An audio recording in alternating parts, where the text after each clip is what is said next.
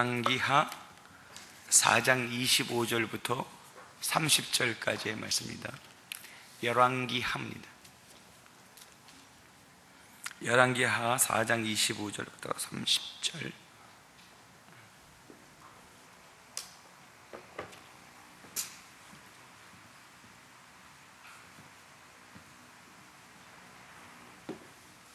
열왕기하 4장 25절부터 30절입니다. 우리 한 목소리를 읽으십시다. 시작. 드디어 갈멜산으로 가서 하나님의 사람에게 나아가니라. 하나님의 사람이 멀리서 그를 보고 자기 사원 게하시에게 이르되 저기 수넴 여인이 있도다. 너는 달려가서 그를 맞아 이르기를 너는 평안하냐? 내 남편이 평안하냐? 아이가 평안하냐 하라 하였더니 그 여인이 대답하되 평안하다 하고 산에 이르러 하나님의 사람에게 나아가서 그 발을 아는지라. 게하시가 가까이 와서 그를 물리치고자 하매 하나님의 사람이 이르되 가만두라. 그의 영혼이 괴로워하지만은 여호와께서 내게 숨기시고 이르지 아니하셨도다 하니라. 여인이 이르되 내가 내 주께 아들을 구하더이까? 나를 속이지 말라고 내가 말하지 아니하더이까 하거니 엘리사가 게하시에게 이르되 내 허리를 묶고 내 지팡이를 손에 들고 가라. 사람을 만나거든 인사하지 말고 사람이 내게 인사할지라도 대답하지 말고 내 지팡이는 그 아이 얼굴에 놓으라 하는지라. 아이의 어머니가 이르되 여호와께서 살아계심과 당신의 영혼이 살아계심을 두고 맹세하노니 내가 세상을 떠나지 아니하리이다. 엘리사가 이에 일어나 여인을 따라가니라. 아멘.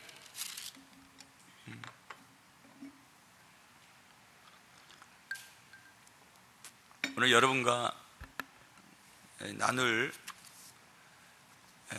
설교 말씀은 헌신에는 공짜가 없다. 조금만 더 키워주세요.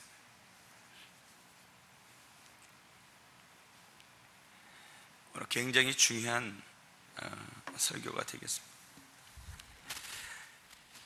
28절에 보면 여인이 이르되 내가 내 주께 아들을 구하더이까? 나를 속이지 말라고 내가 말하지 아니하더이까? 막 따지듯이 지금 이야기해요. 이 주체가 누구냐면 지금 이 수넴에 사는 여인이라는 것이죠. 이 수넴에 사는 여인이 지금 예수님 교회 굉장히 따지듯이, 예수님이 아니라 엘리사 선지자에게 따지듯이 얘기합니다. 공짜가 있다니까. 내가 언제 아들 달라고 그랬습니까? 왜 나한테 아들 줘놓고서 그렇게 합니까? 이 무례한 지금 아들이 죽은 겁니다. 아들이 죽었는데 아들 살려내라고 말이야. 막 큰 소리 치고 있는 거예요. 근데 참 신기한 건 뭐냐면 이 엘리사가 뭐에 빚진 듯이 빚을 진 것처럼 그렇게 한 말도 못합니다. 29절 30절 보면 엘리사가 게하시에게 이르되 내 허리를 묶고 내 지팡이를 손에 들고 가라. 이게 누구냐면 애가 죽었다니까 엘리사를 보낸단 말이죠. 근데 엘리사만 보내려고 했는데 30절 아이의 어머니가 이르되 여호와께 살아계심과 당신의 영혼이 살아계심을 두고 맹세하노니 내가 당신을 떠나지 아니하리라. 이건 뭐예요? 당신이 가서 고치십시오. 당신이 가서 죽은 아들 살려내십시오. 이렇게 지금 이야기하고 있는 거예요. 되게 성경상에서 이렇게 보면 무례하게 짝이 없습니다. 근데 문제는 뭐냐면 30절 보면 엘리사가 일어나 여인을 따라갑니다.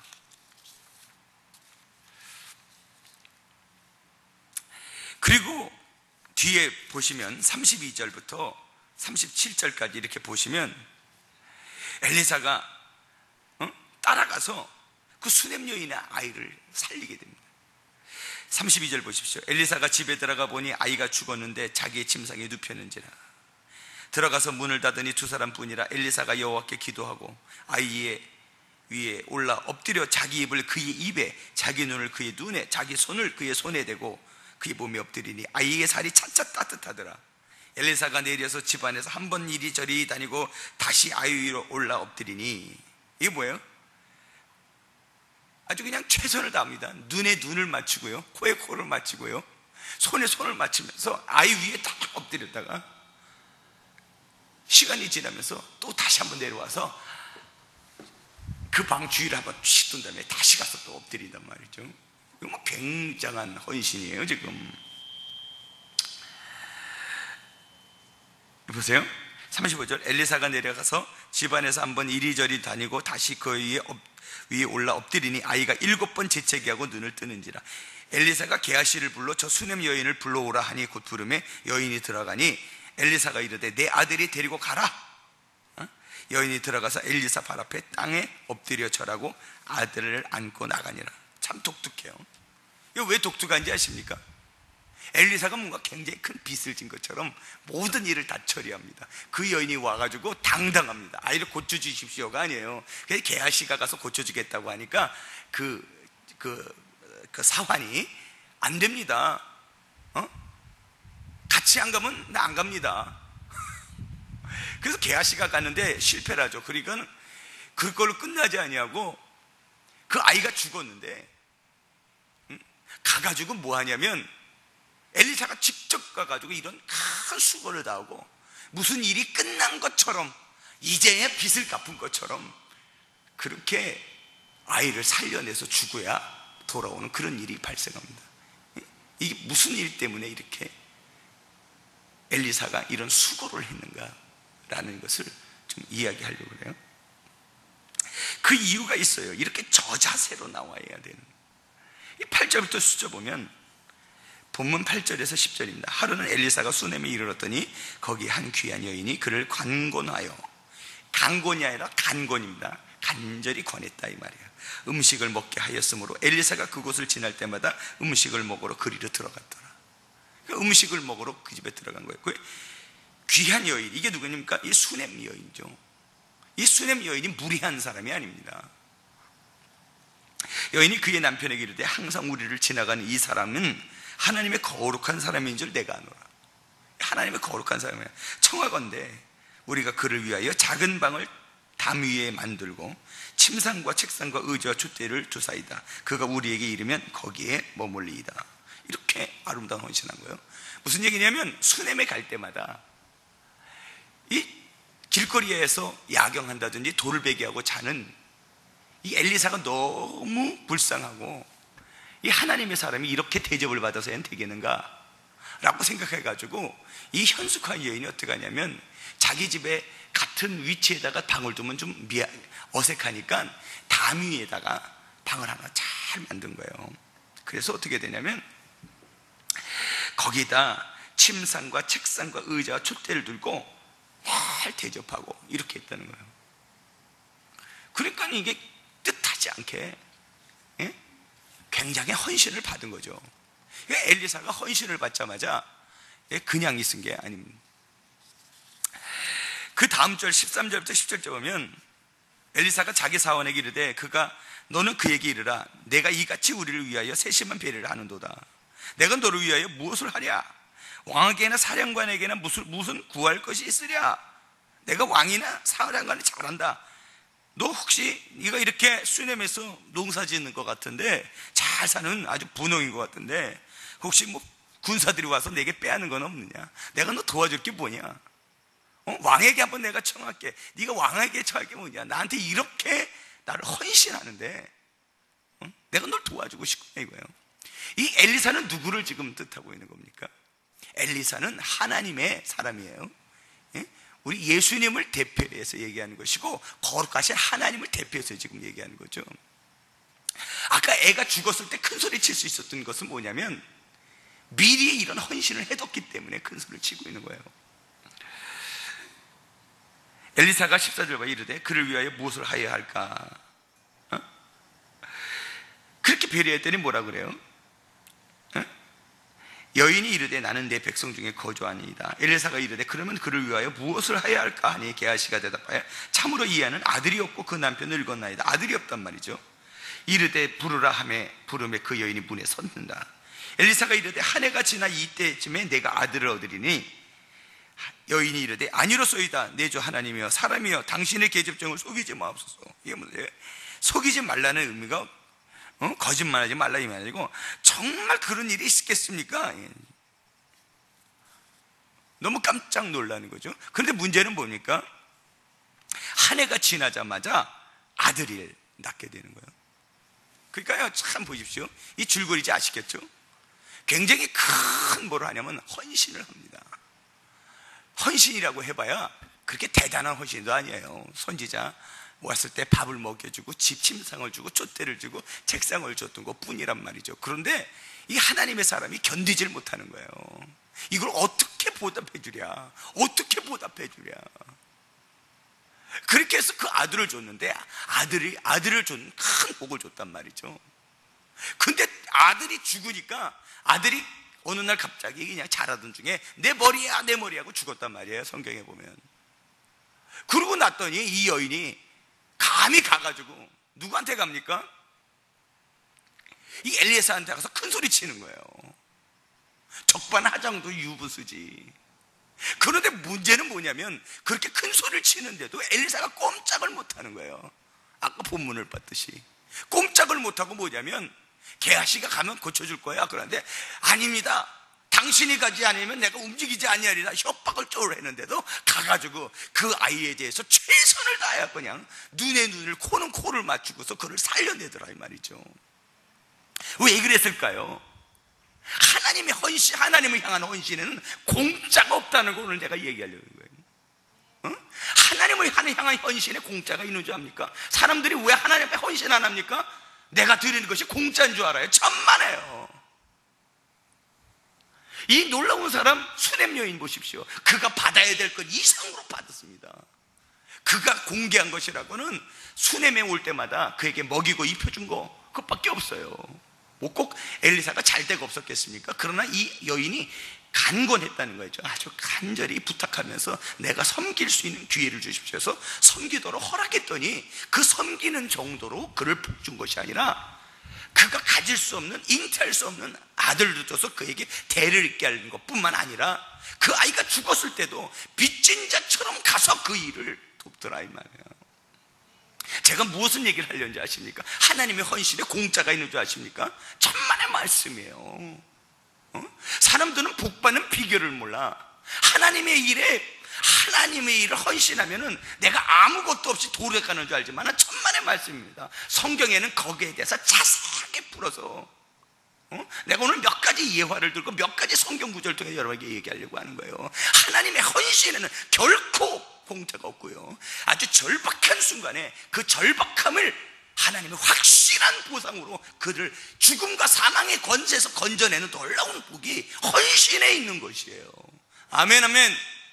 그래서 여러분들이 이 헌신은, 주님 앞에 드리는 헌신은 탐을 내야 되는 것이고, 내가 어떻게 주님 일을 봉사할 것이며 어떻게 주님 일을 할 것인가를 여러분들이 자꾸 찾아서 그 헌신이 남의 것이 되지 아니하고 내 것이 되는 그런 헌신을 할 때 하나님이 여러분의 필요를 채우는 것뿐만 아니라 절박한 그 순간에 여러분을 사망에서 건지고 죽음이 이르는 그 놀라운 어려운 환경 가운데서도 기적의 역사가 반드시 베푸는 일이 오늘 성경에 나와 있는 것입니다.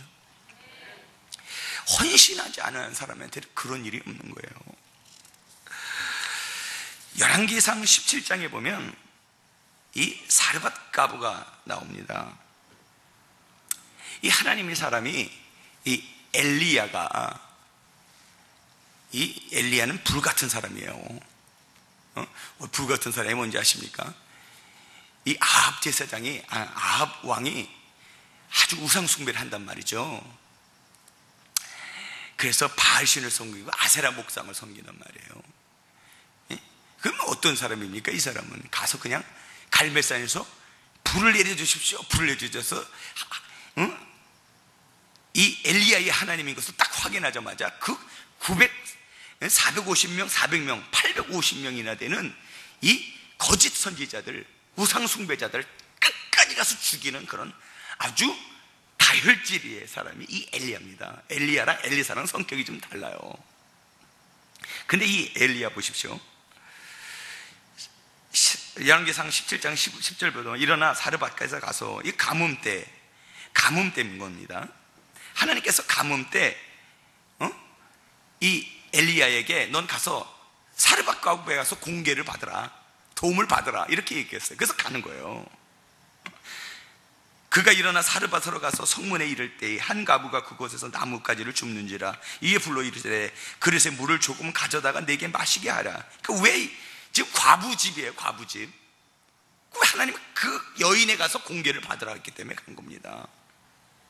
그가 가지러 갈 때 엘리야가 그를 불러 이르되 청하건대 내 손에 떡 한 조각을 내게로 가져오라. 그가 이르되 당신의 하나님 여호와께서 살아계심을 두고 맹세하느니 나는 떡이 없고 통에 가루 한 움큼과 병에 기름 조금뿐이라. 내가 나뭇가지들을 주워다가 나와 내 아들을 위하여 음식을 만들어 먹고 그 후에는 죽으리라. 이렇게 찢어지게 가난한 여인에게 가서 공개를 받으라고 하나님이 말씀하신 거예요. 하나님도 참 무심하시지. 부잣집에 가서 공개를 받으라는 게 아니에요. 가뭄이 있자마자 너는 사르밧가브에 가서 공개를 받으라 했더니 여인이 뭐예요? 딱 가서 하는 얘기가 나는 가루 한 움큼과 기름 조금밖에 없는데 이거 먹고 우리 죽으려고 그랬는데 당신 우리한테 이걸 가지고 먹을 걸 달라고 하나니까, 이 말이에요. 엘리야가 13절 그에게 이르되 두려워하지 말고 가서 내 말대로 하려니와 먼저 그것으로 나를 위하여 작은 떡 한 개를 만들어 내게로 가져오고 그 후에는 너와 내 아들을 위하여 만들라. 이스라엘 하나님 여호와의 말씀이 나 여호와가 비를 지면에 내리는 날까지 가뭄이 끝나는 때까지 그 통의 가루가 떨어지지 아니하고 그 병의 기름이 없어지지 아니하리라. 그가 가서 엘리야의 말대로 하였다. 얼마나 아름다운 헌신이에요. 헌신할 수 없는 사람에게 지금 헌신을 요구하고 있다는 것이 중요한 거예요. 그래서 이 얘기는 무슨 얘기입니까? 헌신할 수 없는 사람은 없다라는 거예요.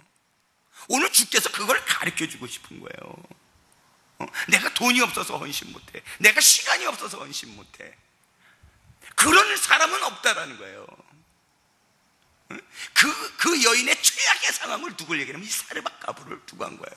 하나님이 얼마나 냉정한 것처럼 느껴지냐 이 말이죠. 어디 가서 얻어먹을 데가 없어서 엘리야 선지자를 사르밧가브한테 가서 공개하라, 먹을 걸 내라 했겠느냐 이 말이에요.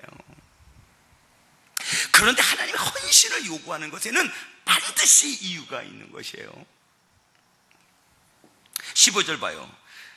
그가 가서 엘리야의 말대로 하였더니 그가 엘리야와 그의 식구가 여러 날 먹었으나 여호와께서 엘리야를 통하여 하신 말씀같이 통의 가루가 떨어지지 아니하고 병의 기름이 없어지지 아니하니라 그랬어요. 그래서 그 여인이 그거 한 번 대접한 것 때문에, 그 헌신 때문에 그의 가족이 먹고 살 수 있는 충분할 정도로 하나님이 채우시는 거예요. 그 헌신은 작은 것 같지만 그 헌신의 끝은 훨씬 큰 거예요. 사람들은 헌신하면 내가 미치는 것 같지만 그 헌신이 그로 하여금 훨씬 풍성하게 하고 훨씬 복되게 한다는 것을 성경이 이야기하고 싶다 이 말이야. 사람들에게 헌신하십시오, 헌신하십시오 그러면 무엇인가 주님 앞에 미친 것처럼 생각하는데 미치지 아니한단 말이죠. 당신은 한 끼 먹을 밖에 엄지하지만은 가뭄이 그칠 때까지 먹을 것을 주고 그 먹을 것이 끝나는 것이 아니라 하나님은 그에서도 보너스까지도 허락하신다는 것을 오늘 성경 구절을 통해 이야기하려고 하는 거예요. 17절부터 계속 볼게요. 이 일 후에 그 집 주인 되는 여인의 아들이 병들어 증세가 심히 위중하다가 숨이 끊어진지라. 이 애도 죽은 거예요. 여인이 엘리야에게 이르되 하나님의 사람이여 당신이 나와 더불어 무슨 상관이 있기로 내 죄를 생각나게 하고 내 아들을 죽게 하려고 내게 오셨나이까. 이게 지금 뭐예요? 이 원망한단 말이죠. 항상 오리발이고 적반하장인 거예요.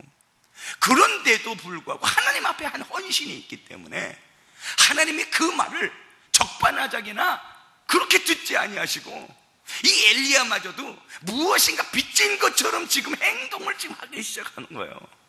그까짓 거 먹은 거 한 끼밖에 없어요. 한 끼.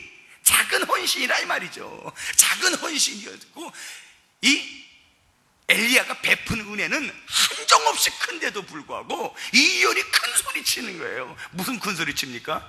내가 한 끼 먹고 죽을 걸 가지고 당신 줬는데 뭐 이런 얘기하고 있는 거예요. 그런데 그 얘기를 얘기하는 걸 갖고서도 엘리야가 꼼짝을 못하고 있는 거예요. 이게 하나님이 여러분을 향한 그 헌신이 그렇다는 거예요. 하나님이 여러분을 향한 사랑이 그렇다는 거예요. 여러분의 작은 헌신, 큰 응답, 작은 헌신, 큰 은혜가 여러분에게 있다는 걸 여러분 명심하시기 바랍니다. 정말 전 답답해요. 주일 예배나 드리고 가. 그 무슨 헌신입니까? 여러분이 우리에게 얼마나 많아요. 나는 유년주일학교 보면 막 안타까워.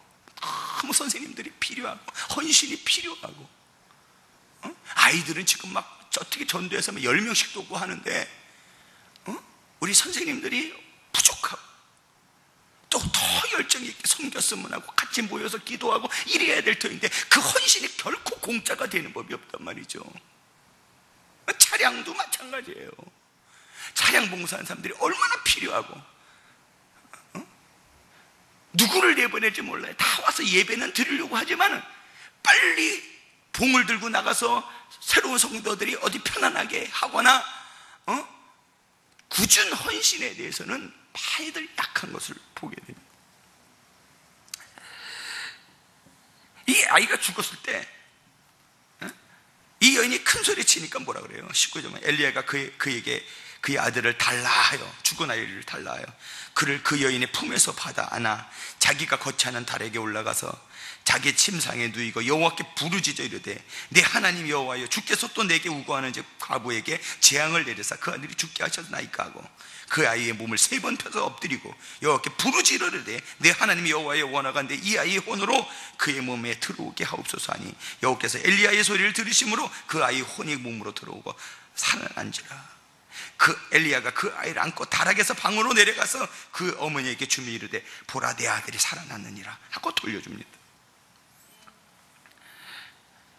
보통 내가 아까도 말했지만 이게 승질장이가 아니거든요. 사실 엘리야는요 딱 아합 왕이 범죄하자마자 몇 년 동안 비를 내리지 않게 기도하잖아요. 비를 내리지 마옵소서, 성질이 풀리면 비를 내리소서. 아합의 선지자 840명 가서 그냥 죽여버립니다. 이런 성질꾼이에요. 이런 버릇없는 것처럼 이 여인이 내가 언제 애들 달라고 그랬습니까? 나를 왜 애들 달라고 죽입니까? 버럭 야단칠 것 같은데 한 소리도 못하는 거예요. 한마디도. 왜 한마디도 못하냐고요. 내가 아까 얘기했지 않습니까? 그렇게 헌신에는 약한 거예요. 하기 하나님의 사랑을 이야기하는 것입니다. 죄에 대해서는 하나님은 절대로 용납하지 않고 하시지만은 그 헌신에 대해서는 하나님이 간을 빼주듯이 그의 위급한 상황에도 엘리야 때도 그랬고 엘리사 때도 그랬고 언제나 하나님은 동일하게 그 기도에 응답하시고 그것에 대해서 축복하시고 위급할 때를 딱 기다렸다가 그것을 팍 채우시는 하나님이라 이 말이에요. 저도 많은 경험이 있죠. 내가 여러분에게 얘기하지 않았습니까? 예수 믿고 처음에 막 성령 충만했을 때 우리 교회가 사당동의 지하실이었어요. 지하실. 내가 하필이면 또 그때 왜 개척교회를 섬겼는지 모르겠어요. 그때 3학년 때 내 친구가 그 개척교회를 섬겼는데 제가 어떻게 하다가 그 교회를 섬기게 됐어요. 개척한 목사님이 너무 가난하니까 예배당으로 얻은 게 낙성대길 올라가는 제일 밑에 비만 오면 물이 쌓이는 곳 사당역 근처에 낙성대길 아시지 않습니까? 이렇게 올라가는 거 힘든 거 그 제일 밑에요. 무슨 폭우가 쏟아질 때마다 물이 거기 차는 게 아니에요. 워낙 싸구려 아주 어디니까 그냥 거기에다 그냥 비만 오면 쌓이는 거야 물이. 그러니까 여름만 되면 그냥 청년들이 물포 나르기 바빠. 물포 나르기 맨날 예배당에 곰팡이 쓸고 그런 교회를 제가 섬겼어요. 제일 하고 싶은 게 뭐였겠어요? 목사 하나님 우리 교회 저 지하실 좀 지하실에서 좀 벗어나게 해달라고 막 그렇게 얘기하면 아니 학생이 돈이 있어야지. 내가 대학교 3학년 때인데 그래서 그때 처음 아르바이트를 한 거예요. 피아노를 가르쳤는데 누굴 가르치게 되냐면 여러분 인천 송도의 파라다이스 호텔 아시죠? 거기 카지노부 부장 아들 딸을 제가 가르쳤어요. 그 집이 얼마나 부자인지요. 가니까 동전이 막 떨어져 있어. 내 속으로, 야, 저 돈 가져다가 좀 헌금 좀 했으면 좋겠다, 그 생각만 나는 거야. 돈만 보면 내가 주님 앞에 어떻게 좀 드릴까, 이 생각만 나는 거야. 우리 교회가 맨날 지하실에서 물만 들어오니까. 그래, 하나님, 나 아르바이트 하게는 두 아이가 있어. 그 아이 이름이 김사계야. 아버지가 카지노부 부장이니까 얼마나 돈이 많았겠어, 그 당시에. 80년대인데. 그때 내가 40만 원을 받았어요. 두 아이 일주일에 2번 가르치고. 그러고 그냥 지금도 기억난다니까. 그 헌금을 다 가져다가 그냥 가가지고, 너무 헌금하고 싶어가지고 그 봉투 하나도 10원도 안 뺐어. 그리고 그냥 그거 딱 깎아줘가지고, 평일날이었는데 교회 딱 갔더니 그냥 지하실에 불이 다 꺼져 있고 헌금통이 하나 있는 거예요. 우리 목사님도 안 계셔. 그래서 그 앞에서 내가 하나님 간절히 기도했어. 하나님, 지금은 제가 우리 부모님도 있고 먹고 살 수 있고 다 좋습니다. 하나님, 위급할 때 하나님 나를 기억해 달라고. 그리고 거기다 10원도 안 빼고 그냥 다 집어넣은 거야. 응? 우리 어머니가 날 이상하게 생각하는 거죠. 너는 아르바이트 꽤 많이 하는 건데 왜 나한테 용돈을 달라 그러냐. 봉돈으로는 예물 드리고 다 드리고, 필요한 건 집에서 돈 타다 쓰고.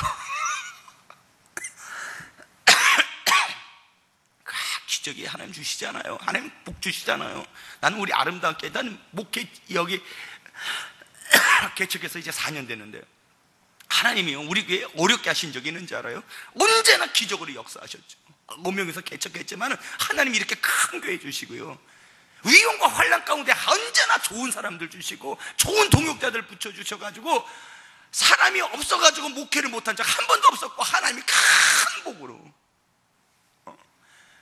개척 목사라고 해가지고 무슨 내가 굶는 줄 알아요? 난 풍족하게 잘 먹고 잘 살았어요. 맨 처음에 없는 것 같았지만 언제나 먹을 것 주시고 언제나 주시고, 나는 이거 확신합니다. 나는 그리고 언제나 든든한 백이 있어요. 뭔지 아세요? 하나님이 위급할 때 항상 도우시리라. 왜냐, 그때 하나님 감동하셨거든. 하나님은 작은 헌신 큰 감동이야. 내가 별거 한 것도 없어. 몇 번 헌신한 것밖에 없어. 근데 내가 어려울 때마다 기도하면 하나님 그 사건을 꼭 나를 생생하게 기억하셔. 내 머리가 나빠가지고 내가 가르치는 애들 이름도 몰라요. 근데 그 아이는 기억나게 하시잖아요. 김삭, 흑가삼이야. 흑가삼 외자야. 뚱뚱해 애들이. 나 닮아가지고 한 3학년 4학년인데, 하나님은 헌신을 결코 외면하지 않나. 그러니까 넘치도록 주시는 헌신, 넘치도록 주시는 복, 넘치도록 채우시는, 위급할 때 언제든지 구하여 쓸 수 있는 복이 그 안에 있다는 사실을 왜 많은 사람들이 모르는지 모르겠어요. 교회에 왔다 갔다 거리는 신앙 안 됩니다. 하나님 앞에 헌신하셔야 돼. 신약에 보세요. 마리아가 마르다가 예수님의 사랑을 받았습니다. 예수님이 거기에서 항상 거하시고 먹을 걸 먹고 살았다 이 말이에요. 요한복음 11장을 보면. 그랬더니 나사로가 병들었다는 소식을 듣고서 누이들이 뭐라 그래요? 요한복음 11장 3절, 사람을 보내 이르되 주여 보시옵소서, 사랑하는 자가 병들었나이다. 이게 뭐예요? 주님 오세요 이 말이거든요. 내가 주님 오세요 할 정도로 그분에게 헌신했다 이 말이야. 예수님이 왜 이렇게 말이 많으세요? 빨리 오래면 올 것이지. 이 당당함입니다. 당당함. 그가 죽었을 때 뭐라 그래요? 마르다가 예수께 여쭈되 주께서 여기 계셨다라면 내 오라비가 죽지 아니하겠나이다. 이게 무슨 얘기입니까? 주님, 그렇게 하시면 곤란해요. 이런 얘기죠. 그 정도로 당당한 헌신이 있었기 때문에 기도에도 하나님 앞에 드리고 하나님 앞에 기도해도 당당한 기도가 나오는 거예요. 그러나 하나님 그 당당한 기도에 절대로 길을 피지 못하시고 그 기도에 끌려가다시피 뭔가 죄를 지고 뭔가 크게 빚진 것처럼 그를 위하여 막 도우시고 막 헌신하더라 이 말이에요. 사흘길을 걸어서 주께서 도착하시면서 이 여인의 핀잔을 듣습니다. 주께서 오셨다라면 내 아버지가 죽지 않을 겁니다. 주님 어떻게 이렇게 의리가 없으세요? 이런 얘기죠. 내가 얼마나 헌신했는데 그 헌신에 대하여 하나님은 반드시 채운다는 거예요. 그가 무덤에 가서도 무덤에서 끄집어내면서까지라도 그 얘기 살잖아요. 죽은 자를 끄집어내서라도 엘리야를 통하여 엘리사를 통하여 그의 헌신에 대하여 하나님 다 갚으시고 다 갚은 연후에나 돌아가시더라 이 말이에요. 하나님의 헌신이 얼마나 귀한지를 여러분 아셔야 되는 것입니다. 오늘 이 헌신에 대해서는요, 하나님이 레위기에서 분명하게 말씀적으로 복 주시겠다고 약속하셨어요. 레위기 8장 22절부터 보면은 제사장 위임식이 있습니다. 이 제사장 위임식 전에 뭐가 나오냐면 죄를 사하는 속죄제가 나오고 그 다음에 이 위임식이 나와요. 그러니까 속죄제라는 건 뭐예요? 내 죄를 사하는 예식을 얘기합니다. 그 다음에 이 제사장 위임식이 나와요. 이 아론과 아들들을 제사장으로 위임하는 겁니다. 이 제사장이라는 건 뭐예요? 여러분과 나를 의미하는 겁니다. 우리는 왕 같은 제사장이라 이 말이죠. 그래서 어떻게 하냐면 귓볼에다가 피를 바르고 발가락, 엄지발가락에도 피를 바릅니다. 이게 무슨 얘기냐면 머리부터 발가락까지 다 그리스도의 보혈로 채웠다 이 말이에요. 이게 뭐예요? 우리의 의로 사는 것이 아니라 주님의 은혜로 산다는 것이죠. 그리고 나와서 재미있는 게 뭐냐면 27절 보세요. 그 위임식 때 순양의 내장은 다 버립니다. 다 버리고 그 안에 그 내장은 뭐예요? 우리의 쓸데없는 고집을 얘기하는 거예요. 내장은 교만함, 아시겠어요? 그 내장은 불태서 없어져 버리는 거예요. 그리고 옆에 드리는 것은 그 나머지를 딱 드리는 거예요. 그 전부를 여호와 아론의 손과 그의 아들들의 손에 두어 여호와 앞에 흔들어 요제로 삼고. 이제 뭔지 아십니까? 죽은 순양 갖고 막 흔드는 거예요. 여러분 제 얘기 잘 드세요. 이건 굉장히 중요해요. 이 흔들리게 왜 흔든지 아세요? 하나님 이 헌신은 살아있습니다 이 말이야. 하나님 이 헌신은 죽은 헌신이 아니라 하나님이 반드시 이 헌신에 대해서 응답해야 될 헌신입니다 이 말이야. 아멘 아멘. 벗고 갈게요. 열받아가지고 안 되게.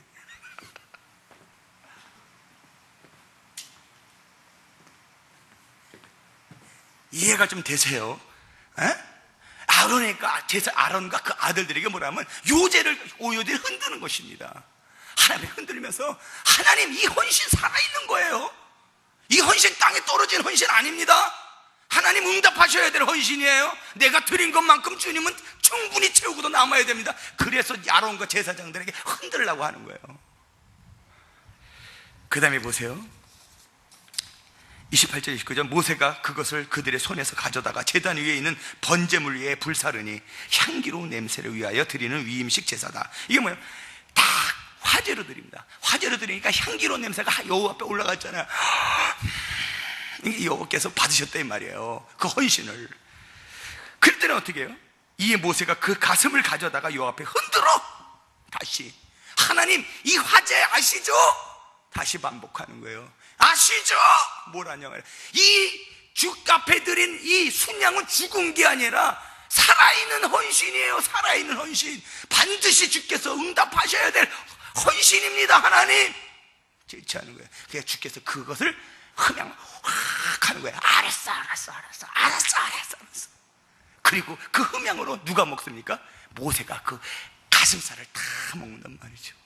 여호와의 여러분의 헌신으로 교회가 살고 주의 종들이 먹고 살고 하나님의 사람들이 필요를 채워주고 이런 일들이 일어나는 거예요. 그런데 들어 올릴 때마다 요제로 드리는 거예요. 그게 위임식이에요. 하나님의 제사장들은 그걸 하나님 앞에 헌신을 공짜로 가져가지 아니한단 말이야. 사람들은 주 앞에 드리는 헌신이 공짜인 줄 알지만은 하나님 왕같은 제사장의 헌신을 그냥 받지 아니하고 눈으로 볼 때는 죽은 것처럼 보인다 이 말이죠. 왜냐하면 태웠으니까, 죽였으니까. 여러분의 헌신이 땅에 떨어진 것처럼 착각한다 이 말이에요. 그러나 그 헌신은 땅에 떨어지지 아니하고 하나님이 다 흠양하시고 요제로 흔들어서 살아있다는 것을 주께서 확인시키시고 그 확인대로 역사하시고 축복한다 이 말이에요. 마가복음 10장에 뭐라 그래요? 예수께서 이르시되 내가 진실로 너희에게로는 나와 복음을 위하여 집이나 형제나 자매나 어머니나 아버지나 자식과 전토를 벌인 자는 현세에 있어 집과 형제와 자매와 어머니와 자식과 전토를 100배나 받되 하나님은 이런 분이라 이 말이야. 헌신에 대해서 2배, 3배를 주는 것이 아니라 100배를 언제 현세에서도 100배를 받고 네 세에서 영생 얻지 못할 자가 없느니라 그랬어요. 하나님 앞에 쌓아두는 복이 없는 사람들은 불행한 것입니다. 하나님 앞에 헌신하지 아니한 사람은 불행한 것이에요. 그의 마지막에 그를 세우시고 그의 간절한 기도 제목 가운데 그의 위급한 상황에서 하나님 그대로 두지 아니하시고 오늘 열왕기사상 엘리야와 엘리사를 통하여 마리오와 마르다를 통하여 하나님 분명히 보여주시고 레이기를 통하여 하나님이 확증하시고 역사하시지 않냐 이 말이에요. 오늘 제가 말씀드리려는 것은 바로 이런 것입니다. 하나님이 10분인 비유에서 뭐라 그래요? 옥토에 뿌려짐에 그가 30배, 60배, 100배의 결실을 맺느니라. 하나님은 결실을 줄 때 1배, 2배가 아니라 말이에요. 기본적으로 30배, 60배, 100배의 축복이라는 것이죠. 누가 보면 뭐라 해요? 주라 그러면 너에게 줄 것이니 후히 되어 누르고 흔들어 넘치도록 하여 너에게 안겨주리라. 너희 헤아리는 그 헤아림이 도로 받네. 너희 헤아리는 그 헤아림이 1대1로 받는 것이 아니라 100배로 받는 역사가 그에게 있다라는 것입니다. 가을이 시작됐습니다. 여러분, 이대로 살아서는 안 되는 것입니다. 여러분의 헌신이 이 정도로 끝쳐서는 안 되는 것입니다. 여러분의 중요한 순간에 하나님 앞에 간절한 기도 제목을 가슴에 품고 여러분의 교회 청소를 하든지 식당 봉사를 하든지 유초등부 교사들이라면 헌신하든지 셀리더들이라면 더 큰 아름다운 기도 헌신하든지 교회에 참 안타까운 일들이 참 많습니다. 사람이 필요할 때 헌신자가 적어서 일하지 못할 때가 참 많습니다. 여러분의 헌신이 필요한 가을입니다. 하나님은 절대로 오늘 종을 통하여 여러분에게 말씀하시는 것이 무엇입니까? 그 헌신에는 공짜가 없다는 것을 이야기하려고 하는 것입니다. 아무쪼록 주님 말 때까지 여러분 필요할 때마다 채우신 하나님, 필요할 때마다 주우신 하나님 다 경험하시고 큰 복을 이 땅에 사는 동안에도 누리며 감사하며 모든 것을 소유하는 여러분 될 수 있기를 예수 이름으로 축복합니다.